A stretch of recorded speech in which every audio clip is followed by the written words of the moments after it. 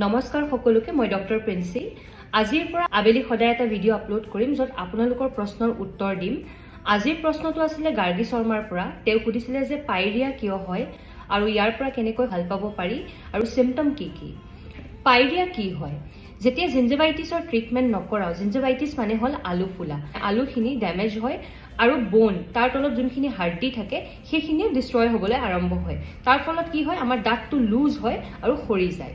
এই কণ্ডিশ্যনটোকে কোৱা হয় পেৰিয়ডন্টাইটিছ। পাইৰিয়া কি কাৰণত হ'ব পাৰে? যেতিয়া আমি আমাৰ অৰেল হাইজিন মেইনটেইন নকৰোঁ, ভালদৰে ব্ৰাছ নকৰোঁ, কাৰোবাৰ জেনেটিক্সৰ কাৰণে হ'ব পাৰে, হৰমনেল চেঞ্জেছৰ কাৰণে হ'ব পাৰে, বহুতো কাৰণ থাকে। আমাৰ চিমটম কি কি হ'ব? আলু ফুলিব, আলুৰ পৰা তেজ ওলাব, বহুত বেছি দুৰ্গন্ধ ওলাব মুখৰ, দাঁতটো কম বয়সতে লৰি পেলাই সৰি যাব।